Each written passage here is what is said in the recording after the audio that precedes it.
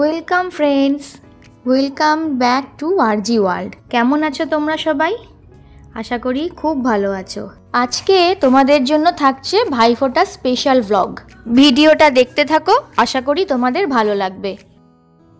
ভাইফোঁটা বা ভাতৃদ্বিতীয়া হলো হিন্দুদের দ্বারা পালিত একটি উৎসব। এটি কার্তিক মাসের শুক্লপক্ষের দ্বিতীয়া তিথিতে উদযাপিত হয়। পশ্চিম ভারতে এই উৎসব ভাইদুজ নামে পরিচিত। সেখানে ভাতৃদ্বিতীয়া 5 দিন ব্যাপী দীপাবলি উৎসবের শেষ দিন। মহারাষ্ট্র, গোয়া ও কর্ণাটকে ভাইফোঁটাকে ভাইবীজ বলা হয়। নেপালে ও পশ্চিমবঙ্গের দার্জিলিং পার্বত্য অঞ্চলে ভাইটিকা এবং অনেক জায়গায় এটি যমদ্বিতীয়া নামেও খুবই পরিচিত। কিংবদন্তি অনুসারে মৃত্যুর দেবতা যম কার্তিক মাসের শুক্লপক্ষের দ্বিতীয়া তিথিতে বোন যমুনার নিমন্ত্রণ স্বীকার করে তার বাড়ি যান। সেদিন যমুনার পুজো গ্রহণ করে তার গৃহে ভোজন করেন।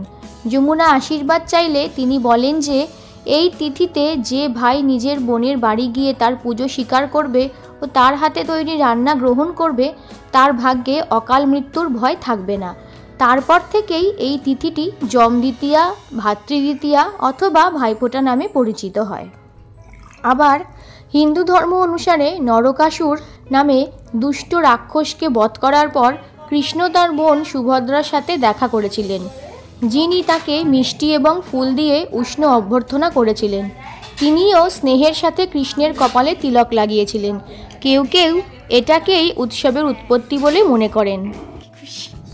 বাংলাদেশ ও পশ্চিমবঙ্গে ভাইফোঁটা অনেক জাঁকজমকের সাথে পালিত হয়।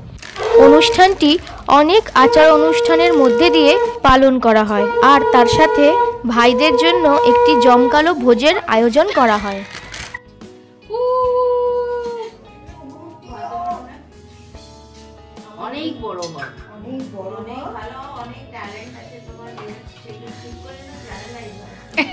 আমরা সবাই কম বেশি ভাইফোঁটা নিয়ে যে ছড়াটি আছে সেটি মোটামুটি জানি। অনেক সময় এই ছড়াটি বিভিন্ন পরিবারের রীতিনীতি ভেদে পরিবর্তিত হয়ে থাকে। বোন তার ভাইয়ের মাথায় ধান এবং দুব্বা ঘাসের শীষ রাখে। এই সময় শঙ্খ বাজানো হয়, হিন্দু নারীরা উলুধ্বনি দিয়ে থাকে। এরপর বোন তার ভাইকে আশীর্বাদ করে থাকে। তারপর ঐতিহ্যবাহী মিষ্টি দ্বারা ভাইকে মিষ্টিমুখ করানো হয় এবং বোন উপহার দিয়ে থাকে। ভাইও তার সাধ্যমতো বোনকে উপহার দিয়ে থাকে। ভাইফোঁটার দিনে দিদি বা বোনেরা তাদের ভাইয়ের কপালে ফোঁটা দিয়ে মঙ্গল কামনা করে। শুরুতে প্রদীপ শিখা, ধান, দুব্বা, আতপ চাল, পানে বরণ করা হয় ভাইদের।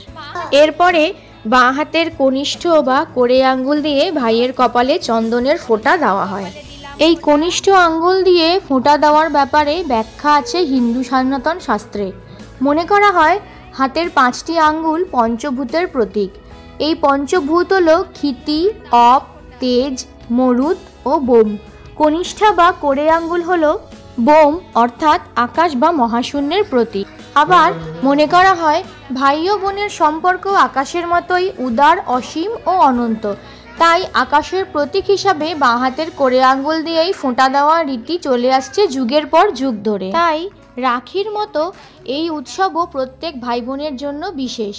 এই দিনে বোনেরা ভাইদের দীর্ঘায়ু কামনা করে, তাদের মঙ্গল কামনা করে তাকে তিলক লাগায়। এতে ভাই দীর্ঘায়ু এবং সুখ সমৃদ্ধির আশীর্বাদ পান। আজকের মতো ভিডিওটা এই পর্যন্তই। টাটা।